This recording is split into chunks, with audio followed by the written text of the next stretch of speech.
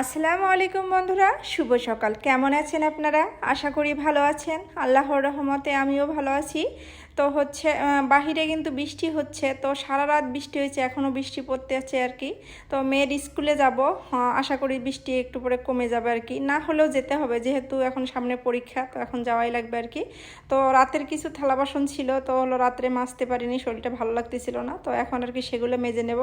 তো ঘুম থেকে ওইটা প্রথমে ব্রাশ ট্রাশ করে রুমটা ঝাড়ু দিয়ে নিছি, নিয়ে তারপরে এই যে থালা বাসনগুলো এখন ধুয়ে নেব, নিয়ে আর কি নাস্তা বানাবো আর কি। নাস্তা বলতে আর কি আজকে তেমন কিছু বানাইতে পারবো না, কেন অনেকটা দেরি হয়ে গেছে, যেহেতু আধা ঘন্টার মধ্যে হয়তো বা গাড়ি আসতে পারে আর কি। তো এই জন্য আজকে ঠান্ডা ভাত আছে, তো সেটা দিয়ে আর কি আমি ভাত ভাজি করবো আর কি, বাসি ভাত যেটাকে বলে আর কি।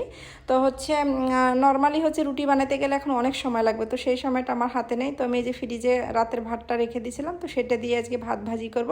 তো সেটা আপনাদেরকে শেয়ার করতেছি আর কি, যে আপনারা যদি ভাত এরকম থাকে আপনারা এভাবে করতে পারেন আর কি, তাড়াতাড়ি করার জন্য আর কি। তো আমি প্রথমে কড়াই একটু তেল দিয়ে নিলাম, তারপরে একটা ডিম আর কি দিয়ে দিলাম, দিয়ে ডিমটা একটু করে নেব, গুঁড়ো গুঁড়ো করে নেব আর কি ভেঙে। তারপরে ওর মধ্যে আর কি একটু লবণ দিয়ে দিলাম, দেওয়ার পরে এখন আর কি ভাতটা আর কি ঢেলে দেবো। তো বন্ধুরা, নর্মালি কিন্তু এই ভাত ভাজিটা কিন্তু খেতে মজা লাগে আর কি, যে বাচ্চারা হয়তো পান্তা ভাতও খেতে চায় না, আবার ঠান্ডা ভাত গরম করে দিলে হয়তো অনেক সময় খেতে চায় না।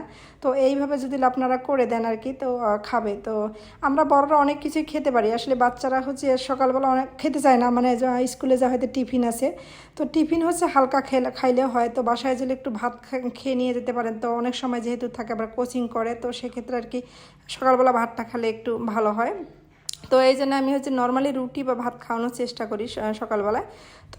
তো আমি এর মধ্যে কিন্তু প্রথমে ডিম দিলাম, দিয়ে তারপরে একটু হালকা লবণ দিয়ে ডিমটা ঝুরে ঝুরে করে নিয়ে তারপরে ভাতটা ঢেলে দিলাম। তারপরে এখানে আর কি যে ম্যাজিক মশলা আছে, মশলা আজকে তো অল্প একটু ঢেলে দিলাম, মানে এক প্যাকেট পুরোটা লাগবে না, অল্প লাগবে পরিমাণ মতো আর কি, যেহেতু অল্প। তো সেটা আমি দিয়ে নিয়ে ভাতটা একটু হালকা ভেজে নেব। তারপরে এখানে আমি একটু সয়া সস দেবো, মানে একটু স্বাদের জন্য আর কি, একটু ফ্লেভারের জন্যে। আর একটু গোলমরিচ দেবো, আর একটু সস দেবো।